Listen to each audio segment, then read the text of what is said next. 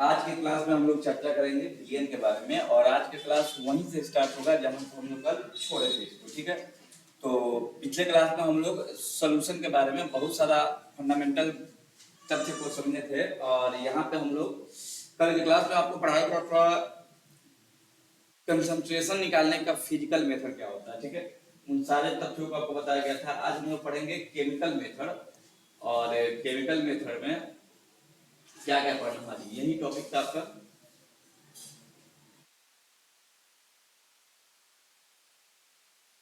हो गया ठीक है।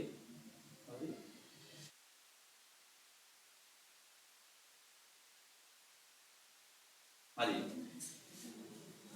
केमिकल मेथड में आपको तीन टॉपिक पढ़ना था, मोलालिटी, मोलालिटी और नॉर्मलिटी। तीनों को पढ़ेंगे और तीनों को पढ़ने के साथ साथ आपका चैप्टर हो जाएगा तमाम। तो चलिए इन इन तीनों में हम लोग सबसे पहला पढ़ेंगे टॉपिक मोलालिटी के बारे में। क्या है मोलालिटी?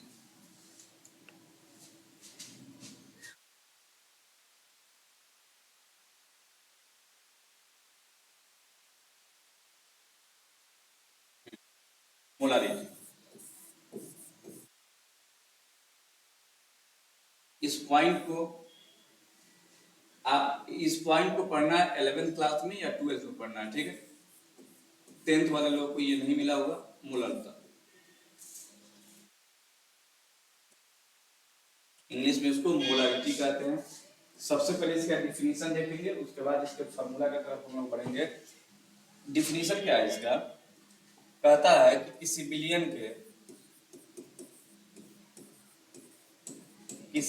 के 1 लीटर 1 लीटर या 1000 ml में 1000 ml में घुले हुए घुले हुए विलय के मोलों की संख्या को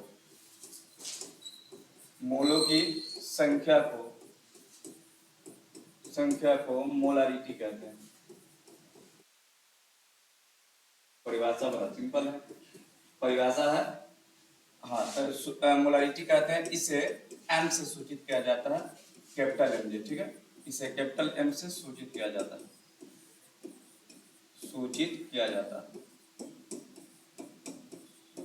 ध्यान दीजिएगा।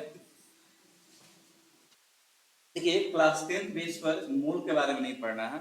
ठीक है, 9th क्लास में एक जगह मोल के बारे में आता है कि पदार्थ का परिमाण मोल होता है, लेकिन मोल कैसे निकाला जाता है जनरली उस तथ्य पे नहीं पहुंचा जाता। ठीक है, तो यहाँ पे सबसे पहले हम लोग उसको समझेंगे, उसके बाद यहाँ पे आएंगे परिभाषा का फिर से देखेंगे। कहता है कि किसी बिलियन के 1 लीटर या 1000 ml में घुले हुए विलय के मोलों की संख्या को मोलारिटी कहते हैं। और मोलारिटी को कैसे सूचित किया जाता है?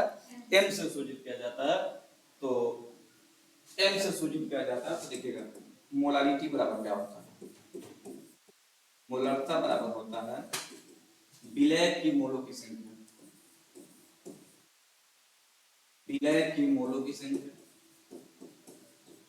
मोलों की संख्या बट्टा बिलियन का है, क्योंकि लीटर किसमें होता है जी? आयतन में होता है। बिलियन का आयतन। देखिए, अगर आयतन जो होता है ml में होगा तो कितना से गुणा करेंगे? 1000 से गुणा करेंगे। अगर लीटर में होगा तो 1000 से गुणा नहीं करेंगे। ठीक है, यानी कि मोलारिटी बराबर होता है number of moles of solute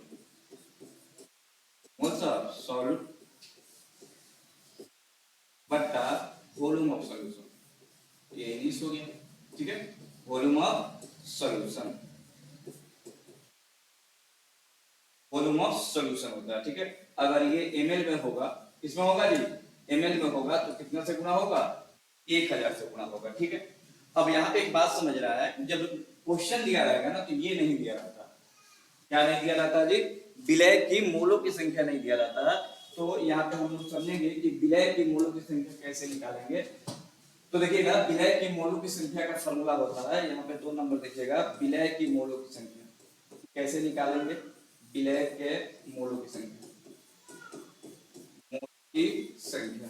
तो विलय की मोलों की संख्या निकालने का फॉर्मूला होता है विलय का दिया गया द्रव्यमान, क्वेश्चन में ना विलय का द्रव्यमान दिया रहता है, विलय का दिया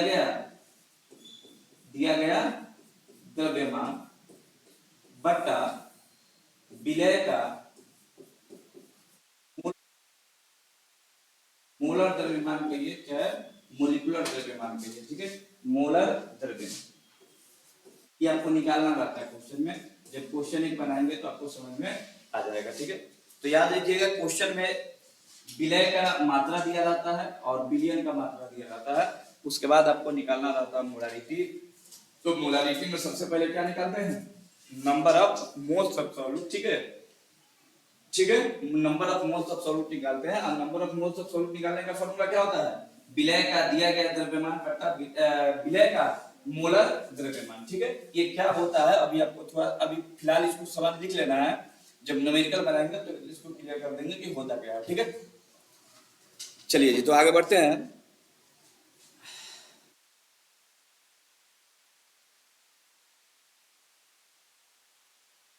चलिए, अर्थात आप लोगों ने देखा m बराबर n by V, n by V अगर ml में है तो यहाँ पे क्या होगा 1000 होगा, फॉर्मूला यही था। संकेत में लिखेंगे तो m बराबर n बाई वी, ठीक है, गुणे क्या हो जाएगा 100। एक बात याद रखिए, हाँ 1000 100 नहीं 1000 है, ठीक। याद रखिएगा मोलारिटी जो है यानी कि मोलरता जो है ताप द्वारा प्रभावित होता है। मोलारिटी किसके द्वारा प्रभावित होता है, ताप द्वारा प्रभावित होता है।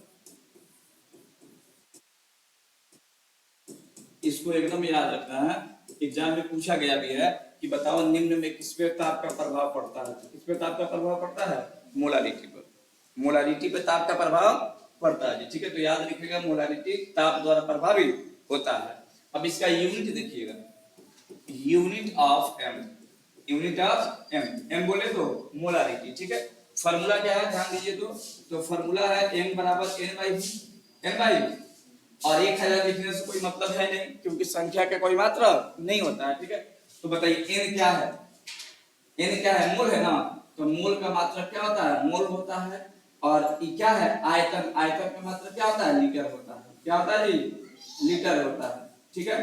तो क्या हो जाएगा मोल पर लीटर, क्या हो जाएगा मोल पर लीटर हो जाएगा।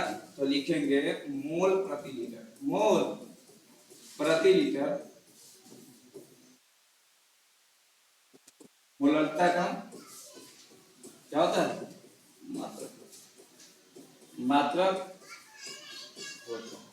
मोलारिटी जो होता है, मोलारिटी का मात्रा क्या होता है, मोल पर लीटर होता है, क्या होता है जी, मोल पर लीटर। हिंदी में लिखते हैं मोल प्रति लीटर, होता क्या है, मोल पर लीटर होता है, ठीक है। यानी आपने यहाँ पे देखा कि इस पे ताप का कोई प्रभाव नहीं पड़ता है, और दूसरा आपने देखा कि इसका मतलब क्या होता है, मोल प्रति लीटर होता है, ठीक है।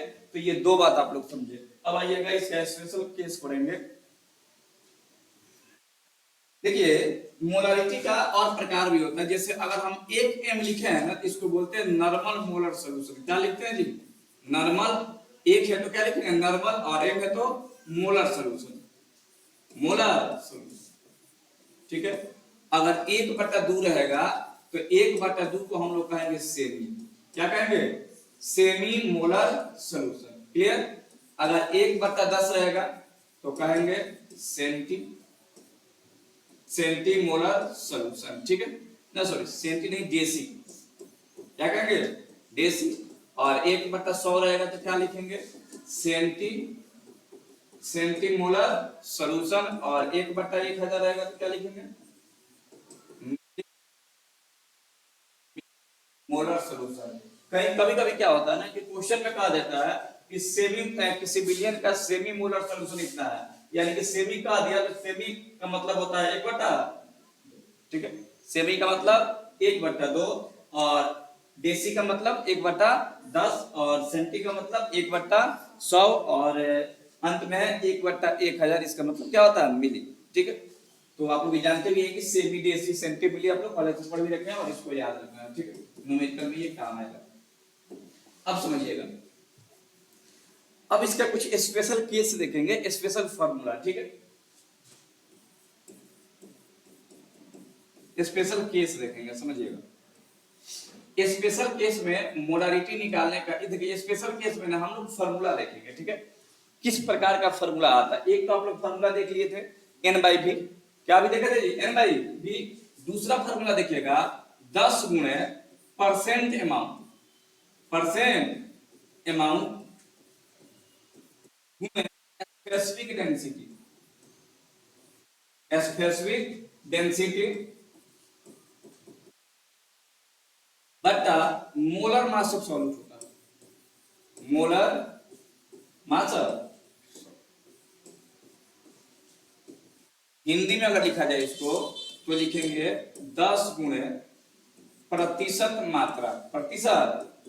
मात्रा माने मात्रा दिया जाएगा किसमें, प्रतिशत में दिया रहेगा, और ये होगा विशिष्ट गुरुत्व विशिष्ट घनत्व, और यहाँ पे होगा विलय का मोलर द्रव्यमान, विलय का मोलर द्रव्यमान, ठीक है।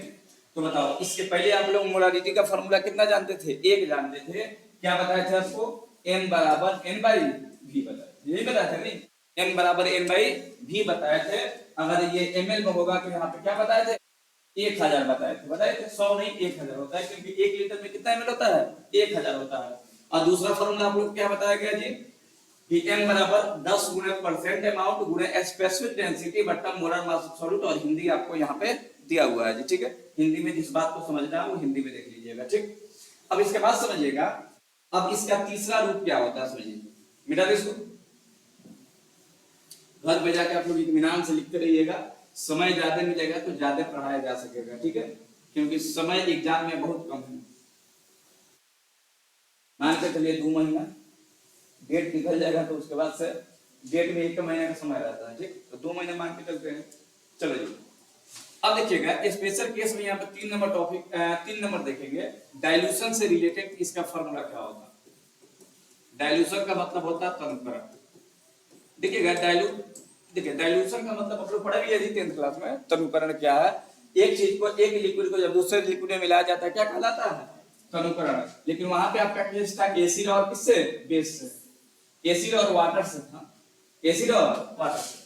यहाँ पे आपके पास 2 विलियन है, पहला विलियन है विलियन नंबर 1, इसका मोलारिटी दिया है m1 और आयतन दिया है v1, माने इस विलियन का ना, विलियन ए का नॉर्मेलिटी मालूम है हमको और आयतन मालूम है, और दूसरा विलियन है इसका मोलारिटी कितना है m2 और आयतन कितना है v2, दोनों को ना इसमें मिला दिया गया एक बर्तन में, ठीक है। अब कहेगा कि मिलाने के बाद बताओ बर्तन में जो लिक्विड है उसका मोलारिटी क्या होगा, तो उसका मोलारिटी होगा, ध्यान दीजिएगा, उसका मोलारिटी होगा m1 v1 plus m2 v2 बट्टा v1 प्लस, ये कितने के लिए है जी, कितने डाइल्यूशन के लिए है, 2 के लिए। डाइल्यूशन का मतलब है कि दोनों को ए और बी को कहां मिला दिए, इस बर्तन में मिला दिए, तो दोनों क्या हो गया, डाइल्यूट हो गए, दोनों को मिलाए। तो अब इस टोटल का मिलाने के बाद टोटल का जो होता है वैल्यू निकालना, ठीक है। तो टोटल का वैल्यू कैसे निकलेगा, m1 v1 plus m2 v2 बटा v1 प्लस v2। अगर मान लेते हैं कि बहुत सारा जो होता है कंटेनर हो, ठीक है, 1-2 बिलियन नहीं हो, 2 से ज्यादा हो, तो क्या करेंगे, m1 v1 plus m2 v2 plus dot dot dot mn। अगर मान लेते हैं कि n तक है तो ठीक है, उसके बाद v1 plus v2 plus dot dot dot क्या हो जाएगा, समझ में आ रहा। तो ये रहा जी किसका फॉर्मूला, मोलारिटी का फॉर्मूला, कब, जब डाइल्यूशन हो रहा है तो, ठीक है। चलिए अब और कंडीशन देखते हैं, मान लेते हैं आप 1 बिलियन को दूसरे में मिला रहे हैं, एक है, अब एक का नेचर दे दिया, एक है एसिड और एक है, अच्छा बताओ, एक पहले जो बिलियन दिया था उसका नेचर नहीं पता था, लेकिन अब नेचर से रिलेटेड क्वेश्चन है। अब देखो पहला का मोलारिटी है Na और आयतन है Va, ठीक है, दूसरा का मोलारिटी है Mb और आयतन कितना है जी, ध्यान से देखिएगा Vb। अब कह रहा है कि दोनों को डाइल्यूट कर रहे हैं, तो बताओ, अच्छा बताओ, एक अम्ल है और एक क्षार है, दोनों को मिला रहे हैं, तो जिसका प्रभाव ज्यादा होगा ना वो विलियन उसी प्रकृति का हो जाएगा। जैसे आप दूध में पानी मिलाते हो, दूध की मात्रा अगर ज्यादा है पानी कम है तो जो मिश्रण तैयार होगा वो कैसा होगा, दूध जैसा होगा। अगर मान लेते हैं कि दूध कम है पानी ज्यादा है तो कैसा कैसा व्यवहार करेगा, पानी जैसा करेगा। ठीक है, तो मतलब इसका यही है। ठीक, तो अब यहाँ पे समझिएगा, अब यहाँ पे केस बदल जाएगा जी। ठीक है, अब हम अब 3 नंबर नहीं देखेंगे डाइल्यूशन के केस, 4 नंबर में देखेंगे। और इसमें देखिएगा कौन कौन सा केस निकल कर आता है, और इससे जेईई मेंस में क्वेश्चन पूछा हुआ है जी। देखिएगा 4 का केस नंबर 1। ठीक है, हम दोनों का प्रोडक्ट निकालेंगे। प्रोडक्ट में क्या होता है, गुणा। ठीक है, चलो तो लिखेंगे पहला केस। देखिए केस नंबर कहेगा कि इफ एम में भी अगर ये दोनों का गुणा जो होता है का वैल्यू ज्यादा है किससे, एम बी भी बी से, तो देन सॉल्यूशन इज, ये जेईई मेंस में इस टॉपिक से क्वेश्चन पूछा हुआ है, solution is acidic nature. Solution किस नेचर का होगा जी, एसिडिक नेचर का होगा। यानी सॉल्यूशन जो होता है अम्लीय प्रकृति का होगा। माने इन दोनों के गुणा का वैल्यू जो होता है, इन दोनों के गुणे का वैल्यू से ज्यादा आए तो हम कहेंगे कि एसिडिक नेचर का होगा। और m निकालने का फॉर्मूला क्या होगा, MaVa माइनस MB VB बटा Va प्लस, ये प्लस है। बोलिए कोई आपत्ति नहीं। दूसरा समझिएगा, देखिए आज का क्लास पूरा समझने वाला है जी, अच्छा तो समझते हुए चलिएगा। इसको 11th में भी पढ़ाएंगे, कोशिश करिए कि 11th पढ़ने का मौका ही ना मिले, ये अभी निकल जाए। इफ MaVa का वैल्यू जो होता है छोटा आ जाए किससे, MB VB, देन सॉल्यूशन है ये। ठीक है, सॉल्यूशन में ना billion, solution is basic nature. कौन नेचर का होगा जी, बेसिक नेचर का होगा। और यहाँ पे m कैसे निकालेंगे, तो अब बेसिक, अब बड़ा वाला से घटेगा तो MB VB MaVa बट्टा क्या होगा जी, Va प्लस। बोलो कोई दिक्कत। तीसरा केस नंबर देखिएगा, अगर मान लेते हैं दोनों का क्रॉस जो होता है बराबर है, इफ MaVa जो है बराबर आ जाए किससे, MB VB, then solution is, solution क्या होगा जी, होगा। यानी कि विलयन क्या होगा, उदासीन होगा। और उस समय n का वैल्यू क्या होगा, n का नहीं जी, n का वैल्यू कितना होगा। 2013 में जब हम जेईई मेंस का एग्जाम दिए थे ना, उस समय इस टॉपिक पे क्वेश्चन पूछा था। ठीक है, अच्छे अच्छे एग्जाम में ये पूछा जाता है। ठीक है, और ऐसे भी तुम लोग परिहंत का किताब पढ़ा रहे तो इसमें दिया हुआ है इस टाइप का क्वेश्चन। तो समझ में आ रहा, तो ये रहा क्या, मोलारिटी। ठीक है, मोलारिटी कंप्लीट हुआ। अब इस पे जब क्वेश्चन बना, अच्छा क्वेश्चन बना के दिखाते हैं। ठीक, उसके बाद आगे बढ़ते हैं। मिला दे, मिला दे। अब एक क्वेश्चन लिखिएगा,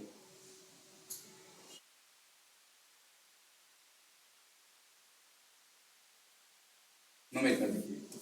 250 ml मिलीलीटर, मिली ml का मतलब क्या होता है, मिलीलीटर। बिलियन, बिलियन में 4 ग्राम NaOH घुला है।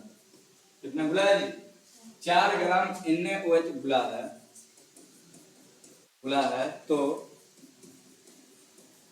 बिलियन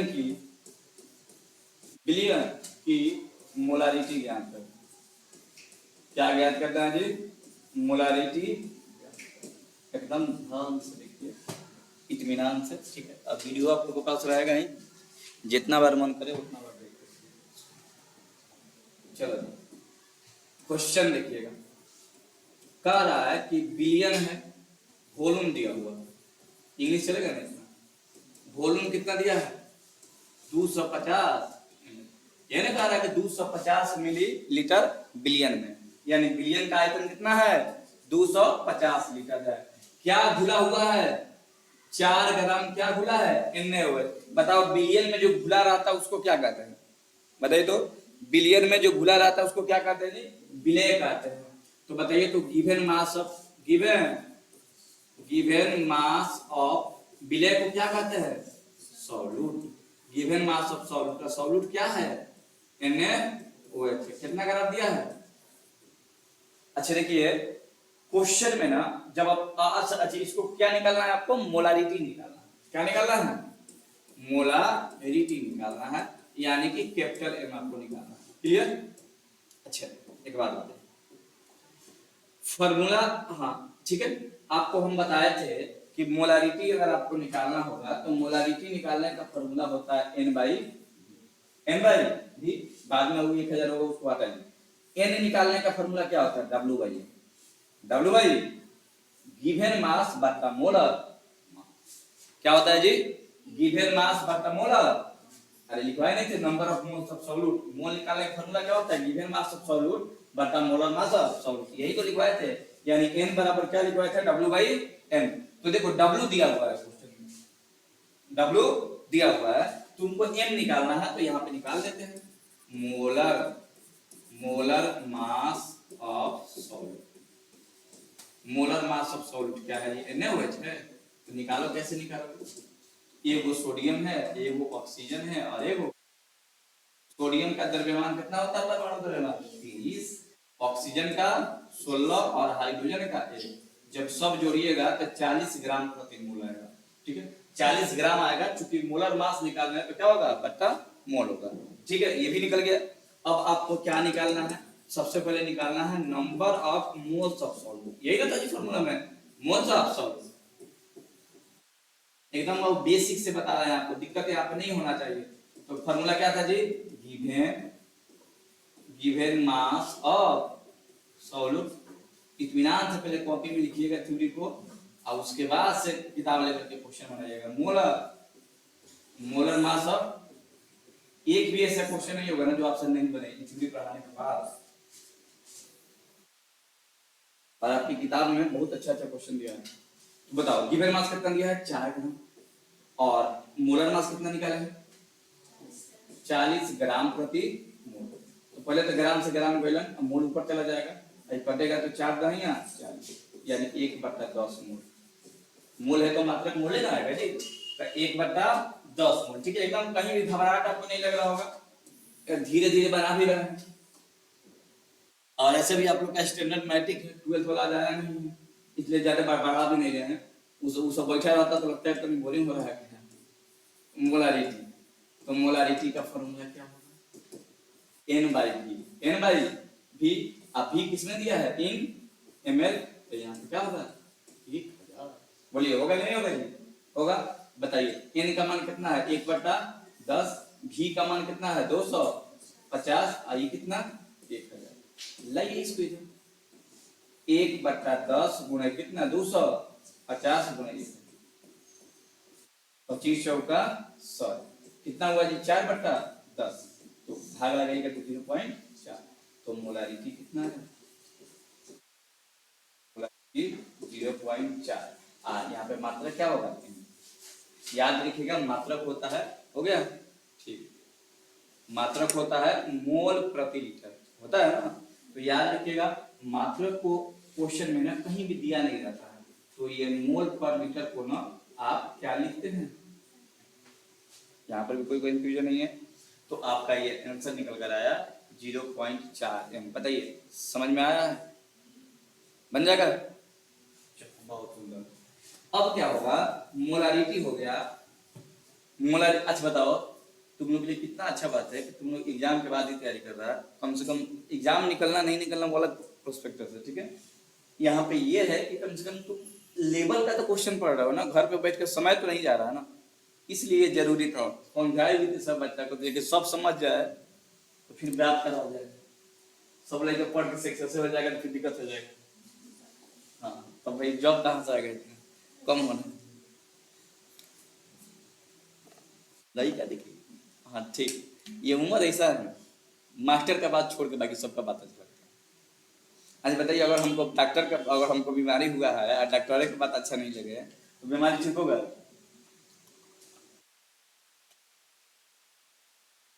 इस उम्र में ना आपका दोस्त क्या कहता है ये ज्यादा फैल्यूबल होता है। एक लड़का बोला क्या करें, आना था लेकिन कोनो हमारे एरिया से आ ही नहीं रहा। हमको बहुत इच्छा, दोनों तुम लोग एक ही घर का होगा, ये के कमाने से होगा काम चल जाएगा। और कुछ बात बोलने माने में बोल कर हुए, चलिए ज्यादा बोल देंगे तो क्या है, नहीं, विद्यार्थी लेकर आया था इसीलिए ज्यादा नहीं बोले। ठीक है बाबू, बहुत अच्छा है। देखिए सब लड़का को ना कुछ बनना है जिंदगी में। बाबू क्या करना है, तो सब मेडिकल लाइन में जाना है, सब क्या इंजीनियरिंग लाइन में जाना है, लेकिन पढ़ना नहीं है, जाना है बस। सबको जाना है, पढ़ना किसी को नहीं। तुम जब पॉलिटेक्निक निकाल के जाओगे कॉलेज में ना, जब तुमको हॉस्टल मिल जाएगा, जब तुम पीछे रिवाइंड करोगे, अब कभी भी तुम अपने टीचर के बारे में सोचोगे ना, तो पहला स्थान मेरा ही आएगा। क्योंकि तुमको कम समय में तुम्हारा जो नॉलेज ज्ञान भी अभी कम है, इस इतने से ज्ञान में अगर सही जगह तुम चले जाते हो, लाइफ तुम्हारा सेटल हो जाएगा।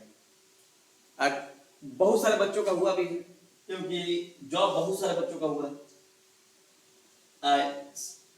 20-21 साल की उम्र में इंजीनियर बन जाना, वो भी गवर्नमेंट इंजीनियर जेई बन जाना, बहुत बड़ी बात होती है। अभी तुम लोग की उम्र कितना है? 14 साल है। 3 साल तो पढ़ना है, 14 3 कितना होता है? 17-18। और बहाली हर साल आती है, हर साल। अभी तक तो मैंने हर साल कंटिन्यूस आ रही है। चलो जी देखो, मोलारिटी कहता है किसी विलायक के, किसी विलायक, याद रखिएगा मोला, देखिएगा दोनों का नाम एक ही जैसा लग रहा होगा। एक था मोलारिटी और एक था मोलालिटी, तो दोनों एक बोल देना। वहां पे आर था, यहाँ पे क्या है? एल है, बस आर एल बदला हुआ है, बाकी उच्चारण को ऐसे ही लगता होगा, जब तोतला बोलेगा तो जैसा हो जाएगा। ठीक है, मोलालिटी। तो कहता है किसी विलायक के 1 केजी या 1000 ग्राम में, 1000 ग्राम में घुले हुए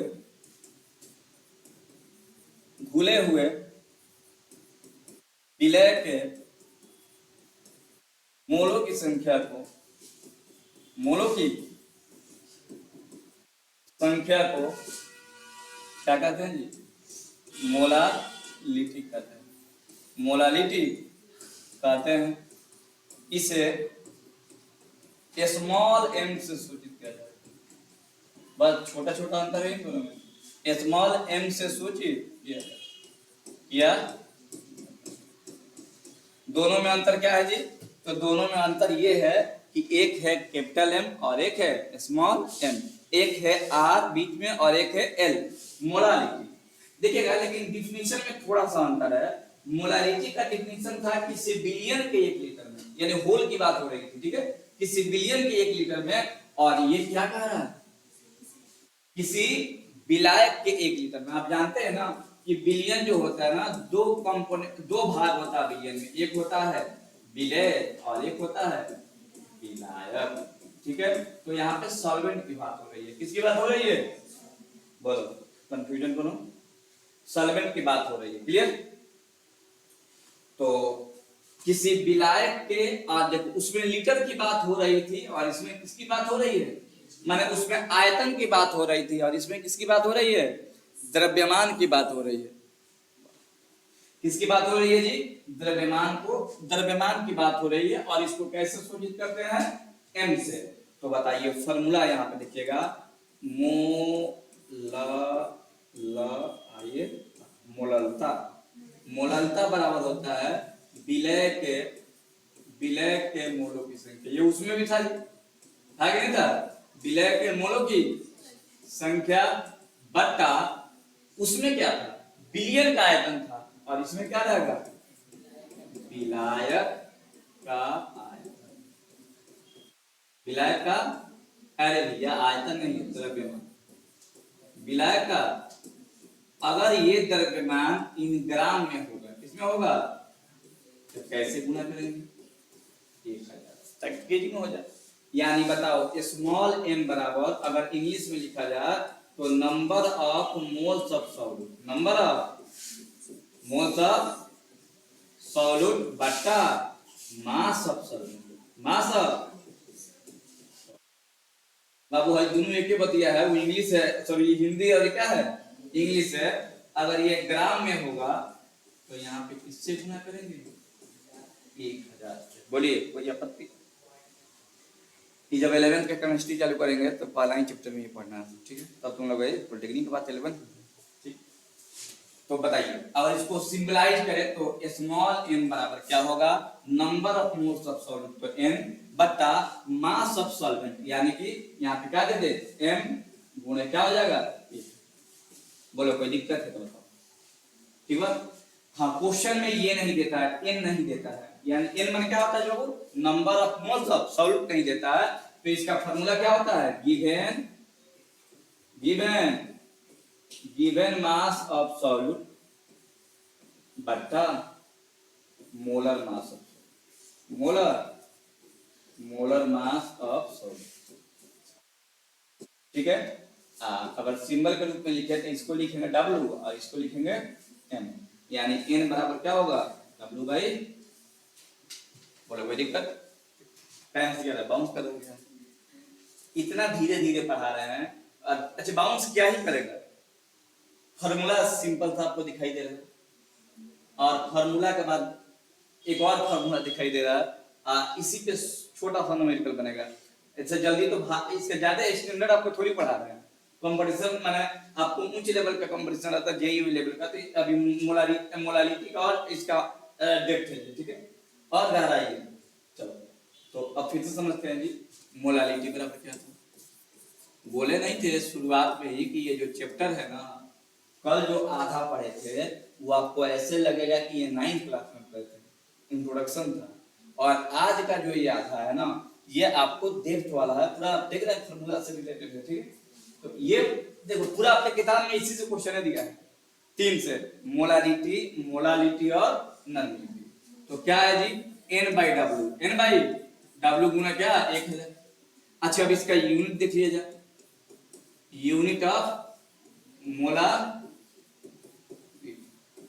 तो बताइए स्मॉल n बराबर क्या होगा n by w, n by mass, अच्छा m में लिख दो ये हमने लिख दिया।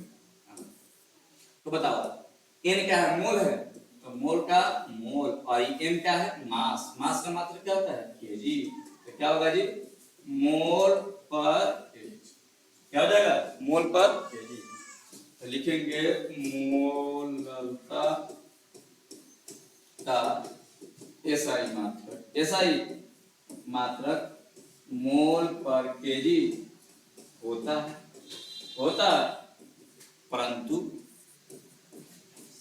परंतु इसे m से सूचित किया जाता, कैसे किया जाता है जी, कौन m, स्मॉल m, छोटा है जिसको आप लोग बोलते हैं बोलचाल की भाषा में, तो कैसे सूचित किया जाता है जी m से, बोलिए कोई दिक्कत। अब यहाँ पे एक और बात समझिएगा जो सबसे इंपॉर्टेंट है, देखिएगा अच्छे मोलारिटी पढ़े थे तो m बराबर n बाई v था, उसमें आयतन था, क्या था जी आयतन है। अच्छा आप लोग आयतन के बारे में जानते हैं कि आप ताप बढ़ाओगे तो आयतन क्या होगा, ताप बढ़ाओगे तो आयतन घटेगा कि बढ़ेगा, देखो v समानुपाती जो v व्युत्क्रमानुपाती 1/t होता है, अगर ताप बढ़ाओगे तो आयतन घटेगा क्योंकि पदार्थ उड़ जाएगा, ठीक है, और ताप घटाओगे तो आयतन क्या होगा बढ़ जाएगा, यानी कि आयतन का वेरिएशन होता है किसमें कैपिटल एम है, ठीक है, कैपिटल एम में जो होता है वेरिएशन होता है किसका, टेम्परेचर को बदलते हैं तो मोलारिटी भी बदलता है, लेकिन यहाँ पे है मास, कहाँ यहाँ खत्म नहीं हुआ है जी, बस कनेक्शन कट हुआ है,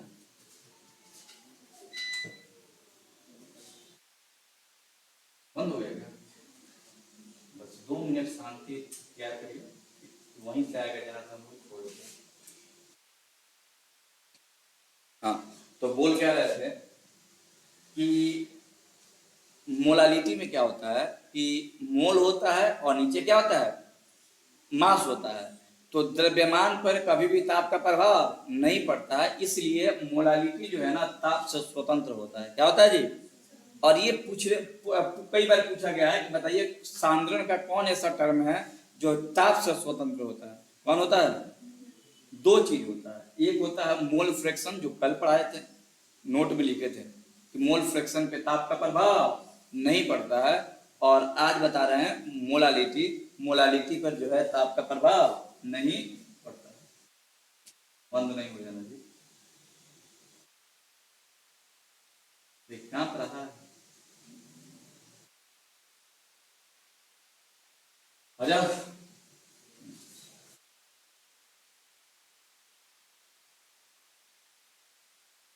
वहीं से आना चाहिए। अरे तो वहीं तो नहीं है,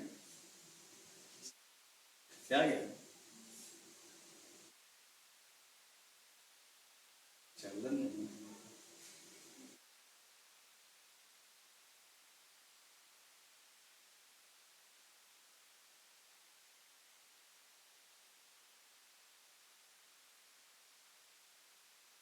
तो आपको पढ़ा रहे थे हम, मोलालिटी पढ़ा रहे थे। तो यहाँ पे आपको लिखना है कि मोलालिटी पे ताप का कोई प्रभाव नहीं पड़ता है। तो नोट।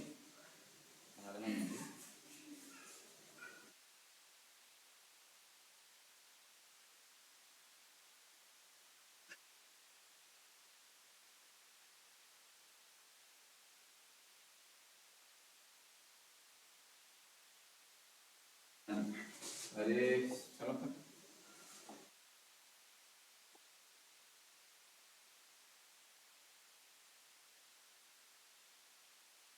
हाँ जी, यहाँ पे लिखेंगे नोट में मोलालिटी पढ़ रहे थे, दिखाई दे रहा है ये वर्ड मोलालिटी।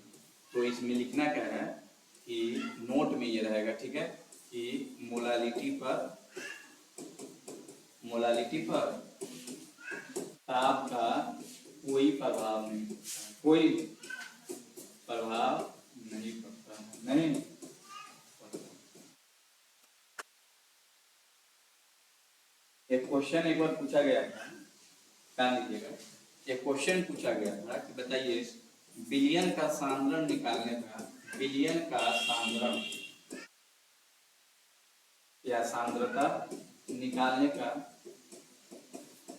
कौन सा विधि सबसे उत्तम है, कौन सा विधि सबसे उत्तम है, विधि सबसे उत्तम है। अच्छा, कह रहा है कि विलयन विलयन का सांद्रता निकालने का कौन सा मेथड सबसे अच्छा होता है। ऑप्शन पे ध्यान दीजिएगा। ऑप्शन है मोलारिटी, दूसरा है बी नंबर मोलारिटी, तीसरा है नॉर्मलिटी, नॉर्मलिटी और 4 नंबर है नॉर्मलिटी। बड़ा ही शानदार क्वेश्चन है, पूछा हुआ क्वेश्चन है। बताइए विलयन का सांद्रण निकालने का कौन सा विधि है। विलयन का सांद्रण सबसे निकालते हैं, पढ़ाया था ना फिजिकल मेथड, केमिकल मेथड, ठीक है, ये सब तो यही तो आया था, केमिकल में ये सब था ना। कौन सा सबसे अच्छा है, तो सबसे अच्छा कौन है, मोलालिटी। क्यों, क्योंकि इसमें ईरर नहीं आता। ईरर का मतलब क्या होता है, त्रुटि नहीं होता। क्यों, क्योंकि इस पे ताप का कोई प्रभाव नहीं पड़ता है, इसलिए सर्वोत्तम विधि माना जाता है। क्लियर। चलो अब हम लोग को पढ़ना है नॉर्मलिटी। क्या पढ़ना है जी, नॉर्मलिटी।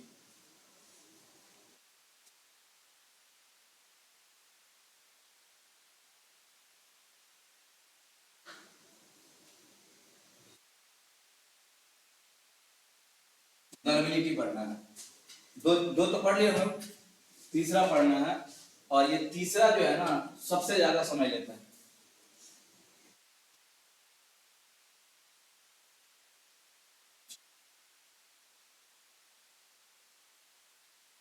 नॉर्मलिटी,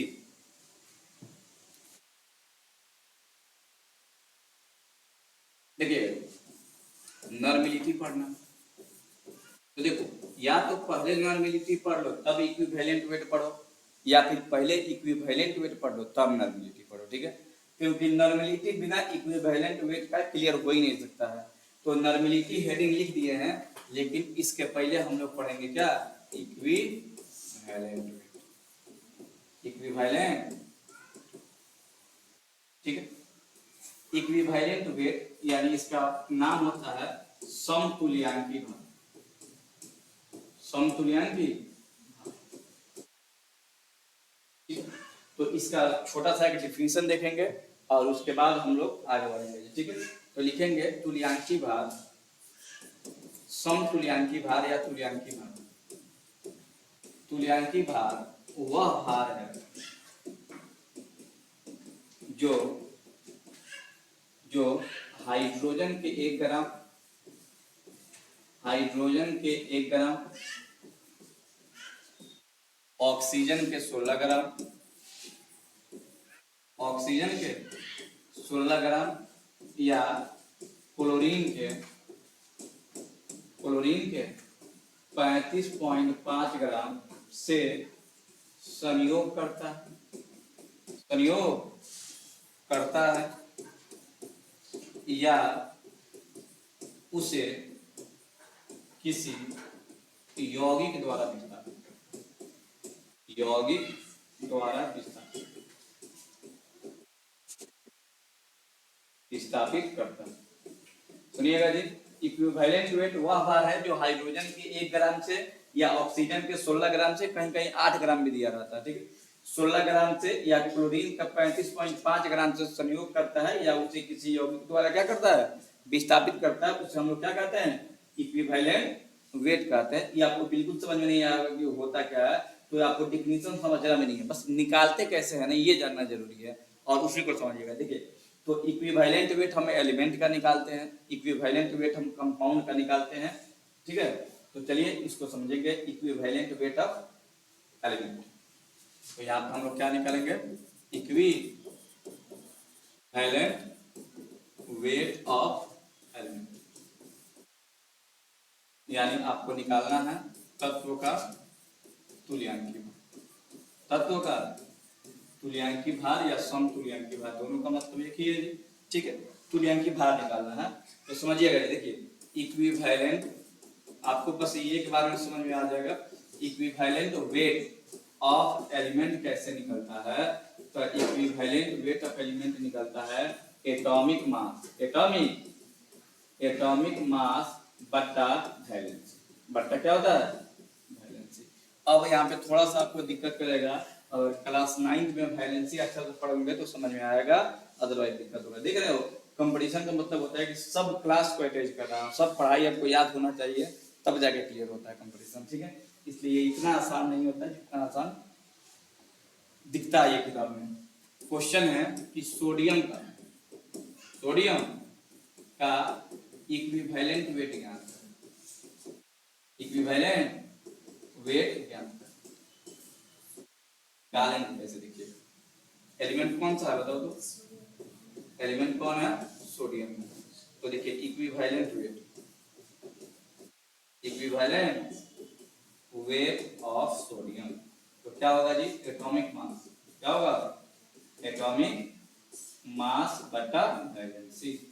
तो देखो बताओ, सोडियम का एटॉमिक मास कितना होता है, 23, और इसका वैलेंसी कितना होता है, 1, तो इसका इक्विवेलेंट वेट कितना आ गया, 23, ठीक है, 23 ग्राम, ठीक है। बोलो कोई दिक्कत यहाँ पे, अब समझिएगा। अब हम लोग निकालेंगे इक्विवेलेंट वेट ऑफ कंपाउंड। देखिए कंपाउंड 3 प्रकार का होता है, कितने प्रकार का होता है जी कंपाउंड, कंपाउंड 3 प्रकार का होता है। एक एसिड होता है, एक बेस होता है, और एक क्या होता है, साल्ट होता है। क्या होता है जी, साल्ट, यानी एसिड होगा, बेस होगा, और क्या होगा, साल्ट होगा।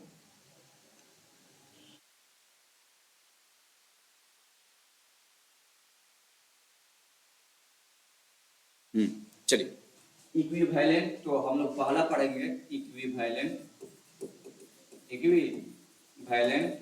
वेट ऑफ एसिड, ठीक, इक्विवेलेंट वेट ऑफ एसिड यानी कि अम्ल का समतुल्य भार। तो कैसे होगा, कैसे निकालेंगे, तो लिखेंगे मोलिकुलर मास ऑफ एसिड, आपको ये सब समझ में आएगा, ठीक है, बट्टा बेसिसिटी, यानी कि अणु भार, हिंदी में क्या होगा, अणु भार बट्टा क्या होगा, भास्मिकता होगा, क्या होगा, भास्मिकता। तो अब हम यहाँ पे समझ लेते हैं भास्मिकता क्या है, ठीक है। लिखेंगे किसी 1 मोल अम्ल के पास, 1 मोल अम्ल के पास कितना विस्थापन करने योग्य, जितना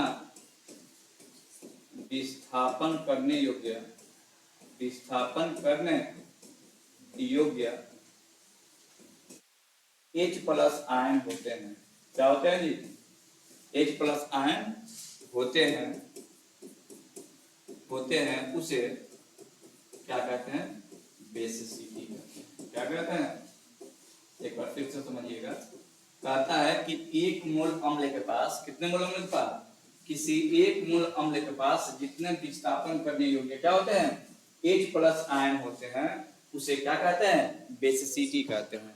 अब यहाँ पे हम समझेंगे कि किसका बेसिसिटी कितना होता है। ठीक है, तो चलिए अब एक तरफ लिखते हैं एसिड, ठीक है, और एक तरफ लिखते हैं बेसिसिटी। और ये आपको याद रखना है एग्जाम में, क्योंकि इसी से क्वेश्चन बनने वाला है और आपके एग्जाम, आपके बुक में भी क्वेश्चन भर भर के दिया हुआ है इससे। ठीक है, पहला है HCl। अच्छा बताओ HCl को H को दे सकता है?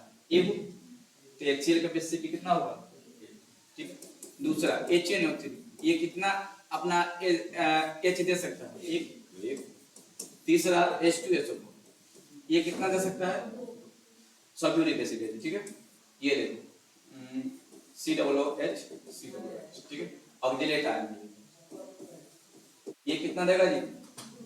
ठीक है, यानी कि जो एक H देगा उसे क्या कहेंगे? उसका बेसिसिटी 1 होगा। जो 2 देगा उसका कितना होगा? 2 होगा। और जो 3 देगा उसका कितना होगा? 3 होगा। जैसे H3PO4, इसका कितना होता है? 3 होता है। ये ट्राई बेसिक होता है। ठीक है, ये 2 होता है और इसका कितना होता है? 1 होता है। इसमें कुछ अपवाद होता है जो आपको याद करके रखना रहता है। जैसे देखिएगा, आपको अपवाद का याद रखना है, H3PO3, H3PO2 और H3BO3 याद रखिएगा। इसका बेसिसिटी देखो है तो 2, लेकिन कितना सॉरी है तो 3 हाइड्रोजन, लेकिन देता कितना है? 2। ये इसमें होता 3 है लेकिन देता कितना है? 1। ठीक है, और इसमें भी आपको दिखता है 3 लेकिन देता है कितना? 1। ठीक है, तो ये आपको अपवाद है। ये क्या है? अपवाद है। ठीक है, तो ये रहा बेसिसिटी। ठीक है, तो अब चलिए क्वेश्चन क्या आएगा इसका समझिएगा। जैसे कहेगा H2SO4, H2SO4 का इक्विवेलेंट वेट ज्ञात करें। इक्विवेलेंट, ध्यान दो, वेट ज्ञात करें, ध्यान दीजिएगा। किसका इक्विवेलेंट वेट ज्ञात करना है जी? H2SO4 का। H2SO4 क्या है? एसिड है।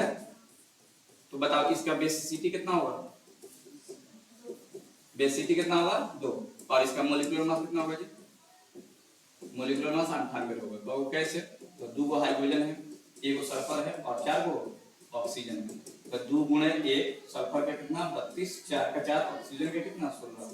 2 एकम 2, 32 का 32, 16 चौका 64।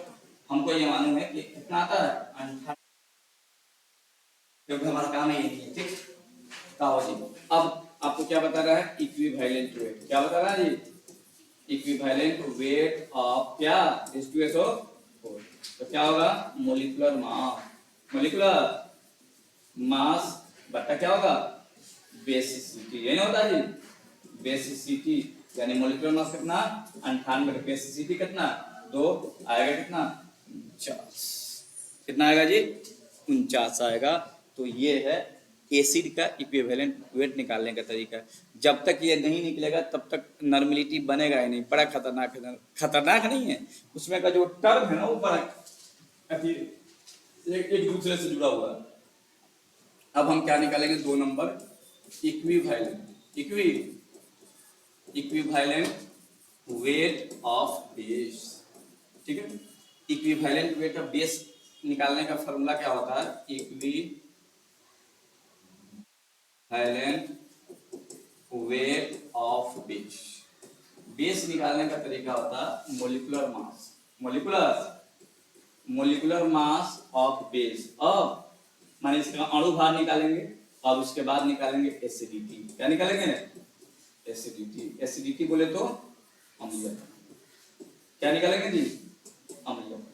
ठीक है, अब ये अम्लीयता क्या होता है? एसिडिटी, इसको समझेंगे। एसिडिटी क्या होता है समझिएगा।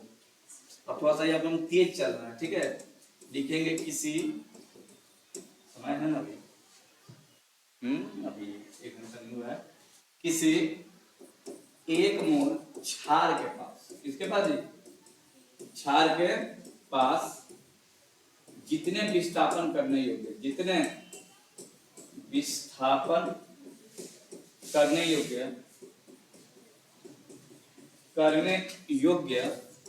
OH माइनस आयन बोलते हैं। देखो कहीं भी तुम यूट्यूब पे देखोगे ना, खाली क्वेश्चन आके बताएगा, थ्योरी बताने के बाद हिम्मत ही नहीं है, तो जितना बताने में ना आदमी मर जाएगा।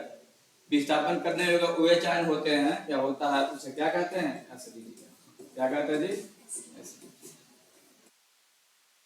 तुम लोग को देखते देखते हालत खराब हो गया, समझे? हम बोल रहे हैं तो हम पे क्या बीत रहा होगा, ठीक है? जबकि हम क्लास दिन भर लेकर आए हैं और इसके अलावा 2.5 घंटा बाइक चलाए, जान निकल जाता है, कैसे भी रोक के रखा है कि रुक के रहो।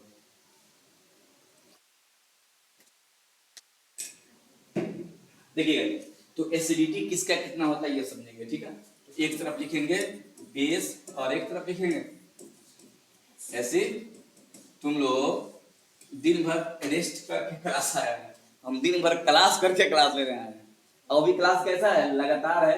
एक बोलने वाला होता है ना, जब हम बोल रहे हैं और आप लिख रहे हैं तो हमें थोड़ा सा रिलैक्स मिलता है, क्योंकि हम बोलेंगे एक बार, फिर आप लोग एक बार देख के उतारिएगा, तो लंबा समय मिलता है। इसमें आपका एक समय का ब्रेक नहीं है। हमको आपको तरफ देखना भी है और हमारा ध्यान भी कहाँ होना चाहिए? इस टॉपिक पे होना चाहिए, तब जा करके क्लास कंटिन्यू ऑनलाइन चल पाता है। बड़ा मुश्किल है, लेकिन याद रखिएगा, जिस काम में, देखिए कहावत भी है जी कि जब आप बहुत मेहनत करें सफलता ना मिले, फिर भी आप बहुत मेहनत करें फिर भी सफलता ना मिले, तो समझिए कि सफलता बहुत करीब है। मिल नहीं रहा है, ठीक है? जैसे ही थोड़ा सा और आप पुश करिएगा, आपको सफलता मिल जाएगी। सफल देखिए, मेहनत किए और सफलता मिल गया, उसमें वो तो अलग बात है। देखिए आप मेहनत कर रहे हैं, सफलता नहीं मिल रही है, फिर भी आप मेहनत कर रहे हैं। जैसे होता क्या है जनरली कि हम मेहनत करते हैं, सफलता नहीं मिलता, छोड़ देते हैं। लेकिन आप मेहनत कर रहे हैं, सफलता नहीं मिल रही, फिर भी आप कर रहे हैं, नहीं मिल रही है, तो समझिए कि सफलता बहुत नज़दीक है, बस आवश्यकता है थोड़ा और पुश करने की, ठीक है? चलो, तो बेस क्या है जी? बेस NaOH है जी, बेस जिसमें OH दिखाई देता है। बताओ कौन को दे सकता है ये? एक बोलो। सी, अच्छी और देखो KOH कितना है? एक। तीसरा देखिएगा MgOH का होल ट्वाइस, इनमें क्या होगा है? दो को देगा। CaOH का होल ट्वाइस होगा है, जिसमें दो गया तो दो को देगा, पांच को देगा। LOH का होल थ्राइस होगा है, तीन हो तो तीन हो जाएगा, इसमें अपवाद नहीं होता, ठीक? तो ये है आपका एसिडिटी। क्वेश्चन कैसे आता है देखो, कहेगा NaOH का इक्विवेलेंट वेट ज्ञात करें। क्या ज्ञात करें जी? इक्विवेलेंट वेट ज्ञात करें। तो कैसे? तो पहले बताओ NaOH क्या है? NaOH क्या है? तो ये बेस क्या है जी? बेस है। तो बताओ एसिडिटी कितना होगा इसका? एसिडिटी कितना होगा? एक हो। और बताओ मोलिकुलर मास कितना होगा? 40।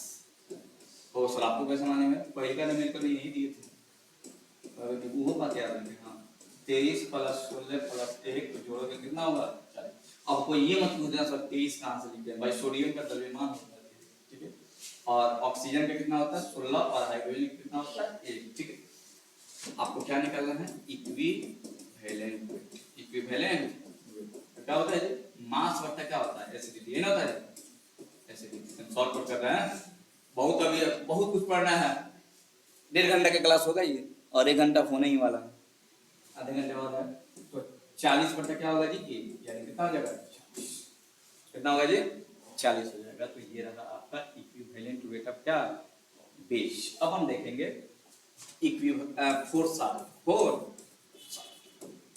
लिखेंगे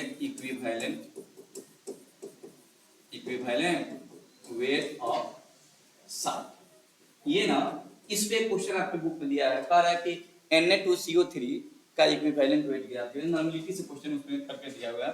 इक्विवेलेंट वेट ऑफ साल्ट निकालना है, तो होगा क्या जी? Molecular mass of salt, molecular mass of salt बटा नंबर ऑफ मेटल गुणा वैलेंसी ऑफ दैट। तो ये कौन सा है? वैलेंसी ऑफ दैट, सुनिएगा ध्यान, देखिए जो साल्ट होगा उसका मोलिकुलर मास निकालना है। उसके बाद देखेंगे कौन वो धातु है, धातु लिख देंगे, संख्या जो दिया होगा, और जो धातु है उसकी वैलेंसी देख लेंगे कितना होगा। अगर फिर भी समझ में ना आया हो ये क्वेश्चन लिखिएगा, ठीक है। अब इस क्वेश्चन के बाद आपको कुछ भी पढ़ने लायक नहीं बच जाएगा, समझ में आ जाएगा। Na2CO3 का इक्विवेलेंट वेट क्या है? पहले तो तुम ये जानो कि ना NaH है और ना ही इसमें OH है, यानी कि साल्ट है। क्या जी, समझ रहे हो ना, ये लमड़ की बात हो गई। तो बताओ इनमें क्या दिया जी, साल्ट क्या है, Na2CO3। बताओ इनमें मेटल क्या है, धातु क्या है, सोडियम धातु है। कौ को बात दो बात, तेरा वैलेंसी कितना है सोडियम का, कभी कुछ देर पहले बता नहीं होगा। सोडियम का वैलेंसी कितना होता है, मोलिकुलर मास कितना मेरे बाबू, मोलिकुलर मास किसका, Na2CO3 का। तो 2 गो सोडियम Na2, 2 गो सोडियम प्लस एगो कार्बन प्लस 3 गो ऑक्सीजन, तो 2 गुणे 23 12 और ये कितना 3 गुणे 16, 23 गुना 46, 12 का 12 और 16 के 48, 6 106 होता है सर, 8 6 हो जाएगा, 8 9 1 10 106। अब देखिए इक्विवेलेंट वेट ऑफ क्या, Na2CO3। तो बताओ क्या होता है जी, मास होता है ना, तो मास देखो तो 106। नंबर ऑफ मेटल, मेटल को देखो तो यहाँ कब है मेटल, 2, और वैलेंसी कितना है इसका, भाग लगाओगे कितना है, चल गया इक्विवेलेंट वेट ऑफ, क्या हुआ, इक्विवेलेंट वेट ऑफ साल्ट, ठीक है। अब आपको पढ़ना है, अब इक्विवेलेंट वेट निकालना हम सीख गए, इक्विवेलेंट वेट निकाला सीख गए, और ये क्यों सीखे हैं, तो ये सीखे हैं नॉर्मलिटी के लिए, ठीक है। तो अब हम लोग पढ़ेंगे नॉर्मलिटी, और नॉर्मलिटी खत्म होने से चैप्टर खत्म नहीं हो जाता है। नॉर्मलिटी खत्म होने के बाद एक रिलेशन पढ़ना है, relation between molarity and normality, और वहां से चैप्टर समाप्त होगा। तब तक आपका समय 1.5 घंटा हो गया रहेगा, ठीक है।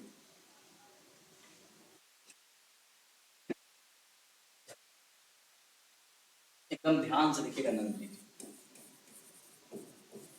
मैं बहुत पहले नहीं भाई, दसवां के बाद इतना पढ़ना रहता है, दसवां के बाद बिल्कुल नहीं पढ़ना रहता है। कब, जब आप कोई भी कंपटीशन का एग्जाम में पढ़िएगा तब आराम से 11th में नाम लिखाइए, पढ़ते रहिए, ना मास्टर सुनने वाला होगा ना आप पढ़ने वाला होइएगा, क्योंकि 11th के बाद आपको बहुत सारा स्वतंत्रता मिल जाता है, ठीक। और लड़का उस फ्रीडम का बहुत मिसयूज करता है, जिसके कारण से 12th के बाद उसका पढ़ाई हो जाता है। सबसे ज़्यादा लड़का एग्जाम देता है किसमें, मैट्रिक में। बिहार में सबसे ज़्यादा एग्जाम होता है किसमें, मैट्रिक में। उसके बाद उससे कम होता है इंटर में, क्योंकि वहाँ से कुछ लोग छट के कहाँ चले जाते हैं, कमाना। इंटर के बाद 50 से 60-70% संख्या घट जाता है, मतलब ना पढ़ने वाले की लिस्ट हो जाती है। बाकी 30 से 40% पढ़ते हैं, जो लोग ग्रेजुएशन तक जाते हैं। 10% आगे PG तक जाता है, संख्या घटते जाता है। नॉर्मलिटी, नंबर ज्यादा नहीं पढ़ना है तो इस कंपटीशन को निकाल लीजिए। नॉर्मलिटी क्या होता है, कहता है, देखिए नॉर्मलिटी मोलारिटी जैसा होता है। मोलारिटी में समझ वो कैपिटल M वाला, ठीक है। किसी बिलियन, किसी बिलियन के 1 लीटर या 1000 ml, 1000 ml में घुले हुए विलय के ग्राम, उसमें मोलारिटी में क्या था जी, विलय के मोल। अब बाबू सुनो, जाके वहाँ इंग्लिश जाके देखो तो इंग्लिश पढ़ो। हाँ, किसी बिलियन के 1 लीटर या 1000 ml में घुले हुए विलय के ग्राम समतुल्यांकों की संख्या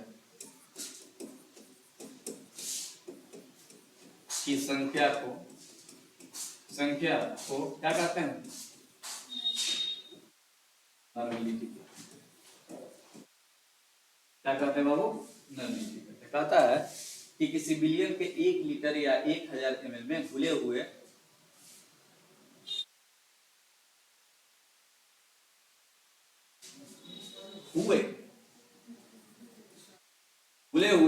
विलय के ग्राम समतुल्यांकों की संख्या। देखो ये नया वर्ड है, इसीलिए हम लोग पढ़े थे तुल्यांकी, ठीक है।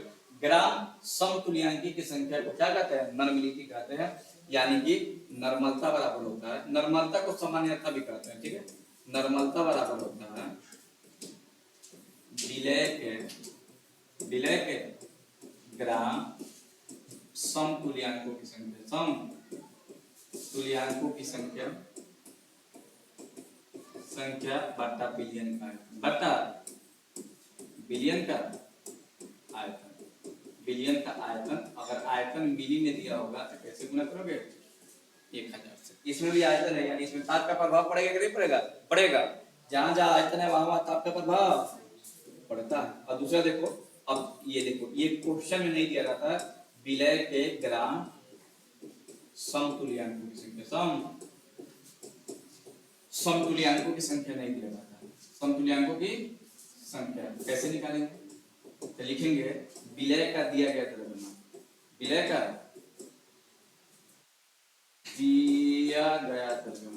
दिया गया द्रव्यमान बटा विलय का तुल्यांकी भार, विलय का आ गया तुल्यांकी भार, यही पढ़ा थे तुल्यांकी भार। अब तुल्यांकी भार कैसे निकलता है आपको अच्छे तरीके से मालूम है। अगर एलिमेंट होगा तो एटॉमिक मास बटा वैलेंसी, अगर एसिड होगा तो बताए थे, बेस होगा तो बताए थे, साल्ट होगा तो बताए थे। तो ये होता है फॉर्मूला, ठीक है। ये रहा नॉर्मलिटी का, ठीक। अब देखिएगा नॉर्मलिटी को कैसे सूचित करते हैं? इससे n से सूचित किया जाता है। इस बात को भी जानना है, सूचित किया और इसका मात्रक देख लो। अब निकालेंगे नहीं, अब समझ जाना, ठीक है। लिखेंगे इस पर सबसे इंपॉर्टेंट है, इस पर ताप का प्रभाव पड़ता है। प्रभाव माने ताप से स्वतंत्र होता है कि नहीं होता है? ताप से स्वतंत्र नहीं होगा। अगर भाई जिसमें प्रभाव पड़ेगा वो अस्वतंत्र होगा ना, इसमें प्रभाव पड़ता है, यानी कि ये ताप से क्या होता है? स्वतंत्र नहीं होता, ठीक है। दूसरा दिखेगा इसका मात्रक ग्राम तुल्यांकी प्रति लीटर, प्रति लीटर है, क्या हो जाएगा? प्रति लीटर होता है। परंतु इसे कैसे सूचित करते हैं? परंतु इसे n से सूचित करते हैं। कैसे?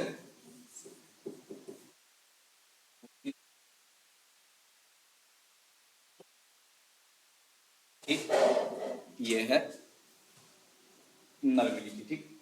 नॉर्मलिटी में एक दो और बातें देख लीजिएगा।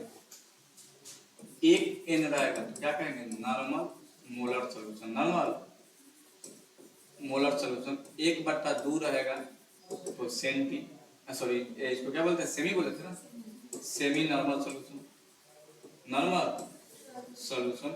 अगर 1/10 रहेगा क्या होगा? DSC। 1/100 रहेगा तो नहीं यार, हाँ ठीक है, चलो सेंटी गलत बोलो तो कुछ बोल देगा। 1/1000 रहेगा तो इसको क्या करेंगे? मिली करेंगे, क्या करेंगे? ये रहा इसका प्रकार, ठीक। अब इसका भी स्पेशल फॉर्मूला है, स्पेशल फॉर्मूला बोलते हैं, स्पेशल केस लिखेंगे। नॉर्मलिटी निकालने का दूसरा फॉर्मूला क्या होता है?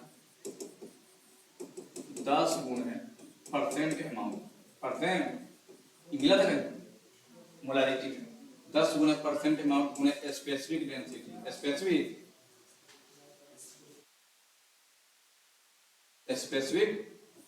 डेंसिटी। हिंदी तो वहां पर लिखे थे, आपको समझ में आ जाएगा।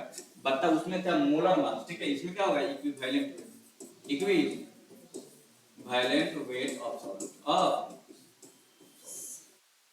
ठीक है। अब देखिए डाइल्यूशन से भी क्वेश्चन आता है। डाइल्यूशन समझ रहे हो? ये 2 था और ये 3 तनुकरण। जैसे मान लेते हैं कि 2 बिलियन है, इसका नॉर्मलिटी n1, आयतन v1, इसका n2 और इसका v2, और इन दोनों को मिला दिए एक प्रश्न में, तो कहेगा इसका नॉर्मलिटी बताओ क्या होगा? तो n निकालने का फॉर्मूला होता है n1 v1 plus n2 v2 बट्टा v1 प्लस, अगर टोटल निकालना हो तो क्या होगा? n1 v1 plus n2 v2 plus dot dot dot nn vn बट्टा v1 plus v2 plus dot dot dot क्या हो जाएगा, समझ आ रहा। इतना फॉर्मूला है और ये फॉर्मूला खत्म नहीं हुआ है, और इसका एक टाइप देखेंगे। आवाज धीमा हो गई कैसे, हो गया जी। अब देखिएगा, अब इसमें केस दे देगा तो क्या करेंगे, जैसे मान लेते हैं कि एक एसिड कर दे और एक बेस कर दे, सेम चलेगा जी जो वो चला था, ठीक है। तो इसका नॉर्मेलिटी n है और आयतन v है, और इसका nb और आयतन v। तो लिखेंगे केस नंबर 1। केस नंबर 1 कहेगा कि इफ Na जो है ग्रेटर होगा किससे, Nb then solution in acidic nature, क्या हो जाएगा जी, एसिडिक नेचर हो जाएगा, ठीक है। तो n निकालने का फॉर्मूला क्या होगा, Na माइनस Nb बटा Va प्लस, ठीक है। दूसरा इफ Na छोटा हो जाए किससे, लेस हो जाए Nb then basic nature, basic nature होगा। तो n निकालने का फॉर्मूला क्या होगा, Nb Na Va बटा Va प्लस। जब भी तुम लोग को लगा ना कि लिखते लिखते हाथ दुख जाता है तो मेरा ये क्लास निकाल के देख लेना, ठीक है। लगातार लिखना है, जितने आप मेहनत करिएगा अभी भविष्य उतना ही क्या होगा, सुंदर सा होगा। तो मेहनत करिए, करने से मन रहिएगा कि बाप रे लिखते लिखते हाथ दुखा जा रहा है, तो आपको फ्री में कोई पैसा देगा। Na इक्वल टू Nb दुनिया में पूरा दुनिया टैलेंट से भरा पड़ा है, देन सॉल्यूशन क्या हो जाएगा, और बताइए जब न्यूट्रल होता है तो नॉर्मलिटी कितना होगा। तो थ्योरी हुआ समाप्त, लेकिन समाप्त से पहले आपके चैप्टर में ना एक और थ्योरी दिया हुआ है, ठीक है। नॉर्मलिटी का थ्योरी समाप्त हुआ, लेकिन अब एक रिलेशन पढ़ना है, और इस रिलेशन से हमको लगता है कि आधा से अधिक क्वेश्चन दिया हुआ है आपके किताब में। तो चलिए इस रिलेशन को देखते हैं, समझिए कि आखिरी आपका सेशन होने वाला है। रिलेशन बिटवीन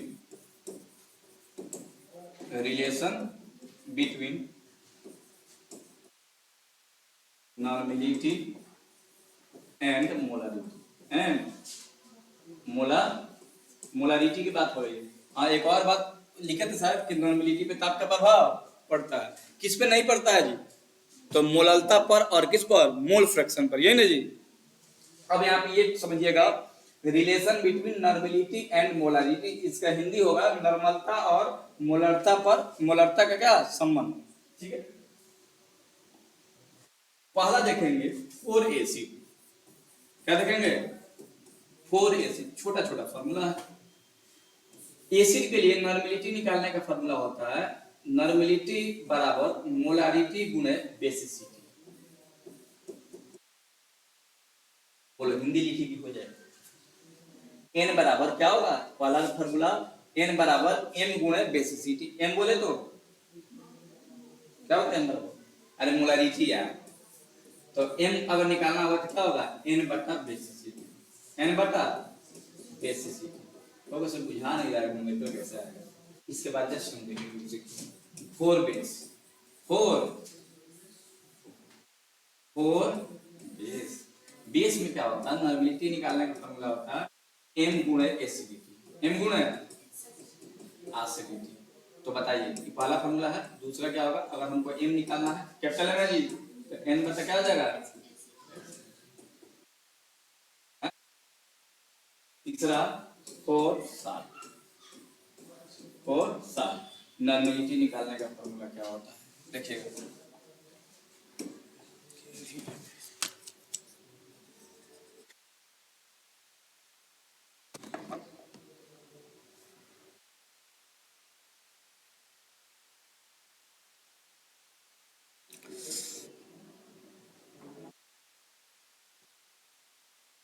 तो देखिएगा n बराबर होगा m गुणे molar mass of salt, molar mass of salt बटा equivalent weight of solute, equivalent weight of solute और सॉल्यूट। अगर यहीं पे आपको क्या निकालना रहता, एन निकालना रहता तो एन बांटा, एन गुणे नीचे वाला ऊपर, ऊपर वाला नीचे हो जाता। इक्विवेलेंट वेट ऑफ सॉल्यूट बटा मोलर मास ऑफ सॉल्यूट, ठीक है। ये होता है फॉर्मूला। अब थ्योरी आपका पूरा समाप्त हो गया। पढ़ने के लिए एक और टॉपिक 12th में होता है फॉर्मेलिटी, लेकिन उतना नहीं जाना है। फॉर्मेलिटी जैसा बनेगा वैसे ही, जैसा मोलारिटी बनता है वैसे ही क्या बनेगा, फॉर्मेलिटी बनेगा, ठीक है। क्वेश्चन आएगा नहीं वैसा, हाँ इस टॉपिक पे क्वेश्चन आपको एक दो दिखा देते हैं, और ये क्वेश्चन दिखाएंगे आपके बुक से। और बुक आप लोग देख रहे हैं, बुक कौन सा है, अरिहंत का है। पूरा थ्योरी आप लोग अरिहंत का पढ़े हुए हैं, थ्योरी आपको जबरदस्त पढ़ाया गया है। और ये पढ़ने के बाद आप देखिए क्वेश्चन कैसे आप उड़ा रहे हैं।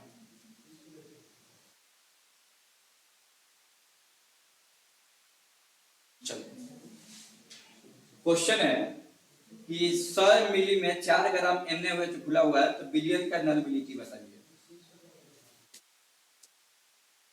क्वेश्चन नंबर 9 किताब का देखिएगा। पहले एक बड़ा वाला फॉर्मूला से क्वेश्चन बनाना, ठीक है। 100 मिली में 4 ग्राम NaOH खुला हुआ है। NaOH है, कमा देके लिखा है, इस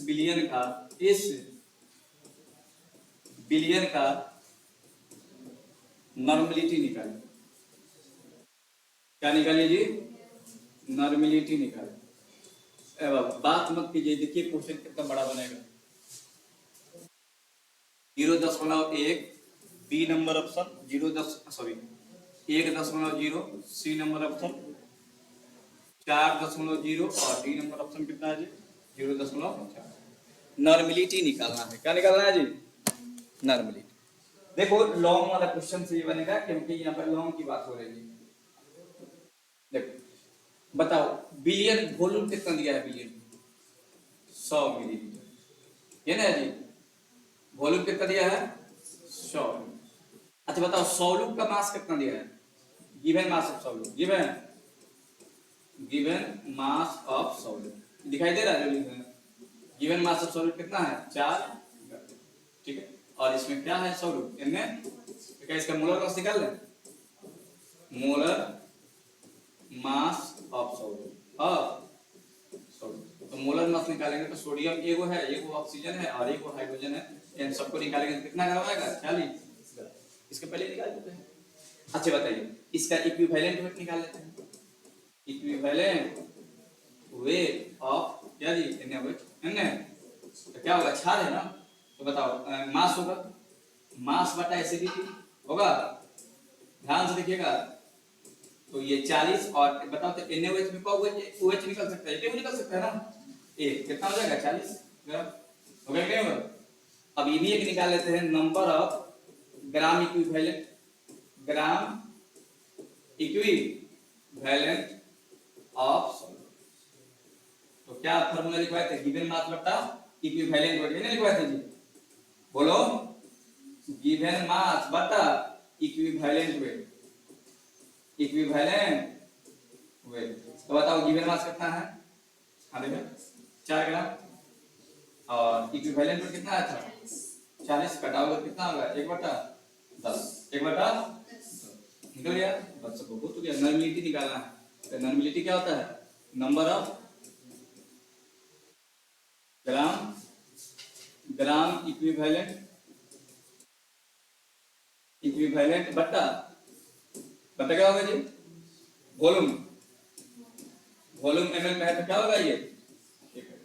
तो बताओ 1/10 आया है, अब वॉल्यूम कितना है 100 और ये कितना है, ठीक है, नीचे आएगा 100 गुणे 10 और ये कितना 1000 है, 3 0 से 3 0 कितना हुआ, नॉर्मलिटी कितना होगा, ठीक है। तो ये रहा लॉन्ग क्वेश्चन से, ठीक है, तो आंसर कितना होगा।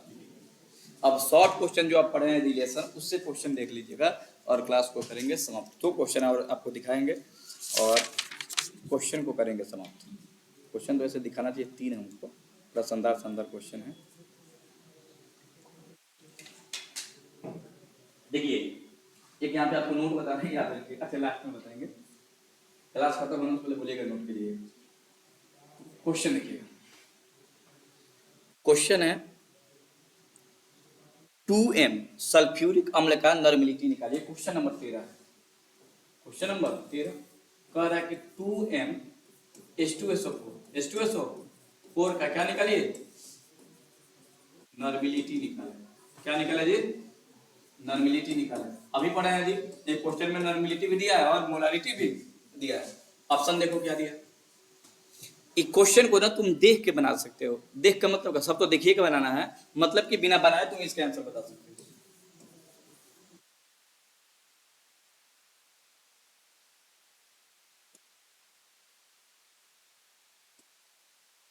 ठीक है, बनेगा कैसे ध्यान देंगे। ये क्वेश्चन बताते हुए बहुत अच्छा भी लगता है क्योंकि ये लेवल का क्वेश्चन है।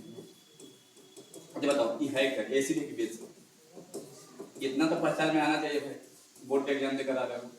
ठीक है, और मोलारिटी कितना दिया है, वो नहीं रहा है, बड़का है तो मोलारिटी ना है, कितना है 2। और बताओ एसिड है तो एसिड में क्या निकलता है, बेसिसिटी निकलता है।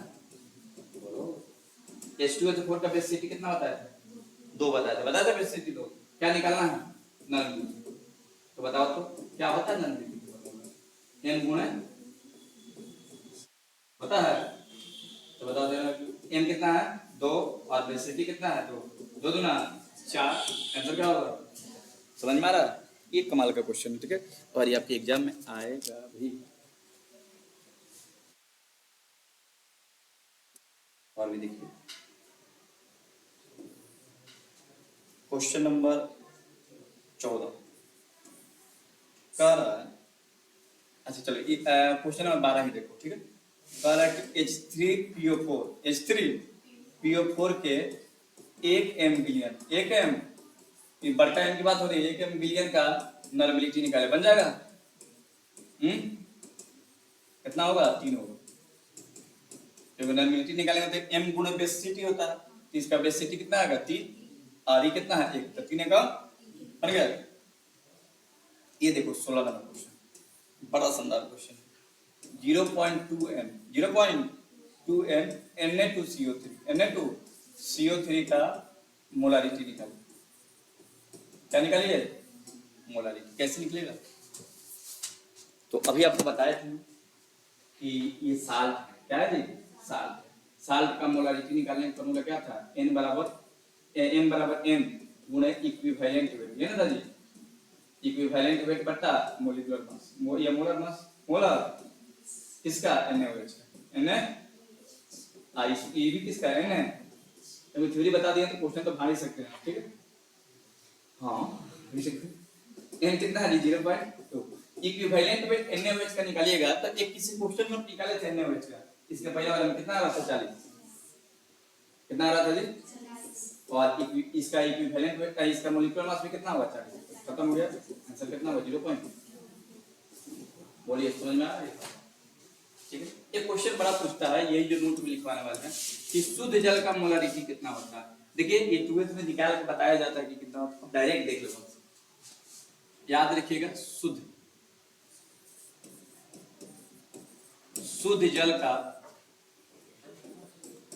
जल का मोलारिटी एकदम याद रखिएगा, 11th में भेंट हुआ थी, हम बताए थे 55.55 या 55.5 m होता है, याद रहे।